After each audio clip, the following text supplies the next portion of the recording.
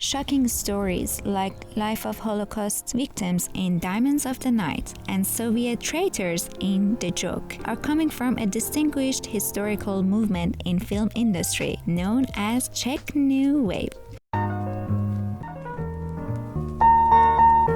It has influenced few other well-known movies like Sophie's Choice and Schindler's List that have followed similar stories of the Holocaust like Diamonds of the Night. Not only the topics and themes chosen in this era are surprisingly bold, but also its unique style and production. There are characteristic aspects that are important to cover to define this movement. One being the surrealism, unpredictable and experimental creative approach that sets a recognizable tone. Using the dark humor to criticize and demonstrate the Czechs' social context fearlessly is another characteristic of this movement. Also, we should consider that due to economic hardships in that time, Czechoslovakia directors had lower budgets unless it was provided by their government. When it comes to acting and set design, it appears to be quite theatrical, with a difference that the choice of framing and camera movement is not 2D at all, and in fact, it is not following any specific rules. Czech New Wave is covering a decade of films that were made in Czechoslovakia between 60s to early 70s. 1963 was the start of the movement, to be exact. However, what defines this historical movement in film industry goes way beyond its origin and time.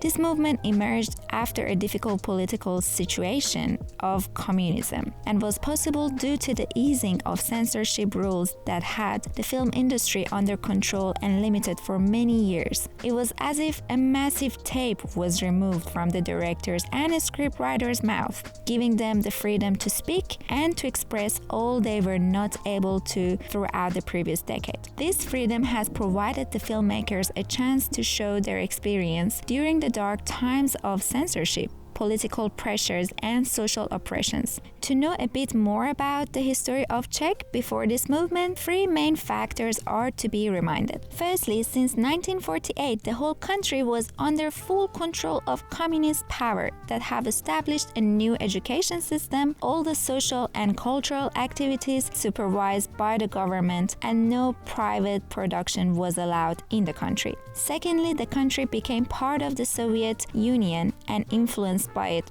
Lastly, the fact that because of the heavy shadow of the political system, many people had to immigrate to other countries or follow the strict rules to be able to live, work, and study inside the country. And as filmmaking is a form of art and art requires freedom in creativity to survive, those years have been one of the darkest times for the filmmakers whom their hands been tied to make films. The Czech New Wave starts after the socialism gains power and changes the country's system and name it Czechoslovak Socialist Republic, approving social rights for the people. However, the economy became enormously affected, and in 1963, more reformation took place to improve the governing systems.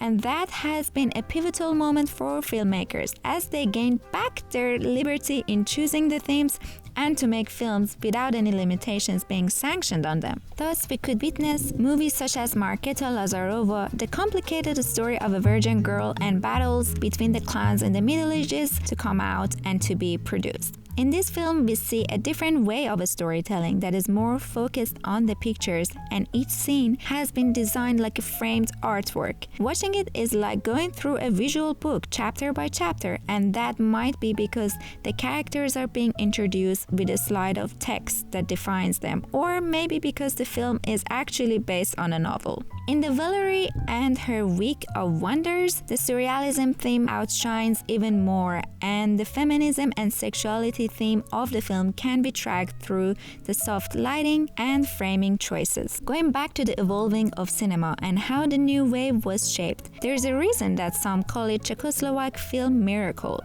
Czech New Wave was established by the newly graduated students of film and television schools and later followed and supported by the more experienced filmmakers who were silenced for many years. They now had a chance to show their true color of creativity away from the restrictions and censorships. This all led to a line of movies that had a completely different approach in choosing the themes and styles, making them absolutely distinctive from the previous works in cinema.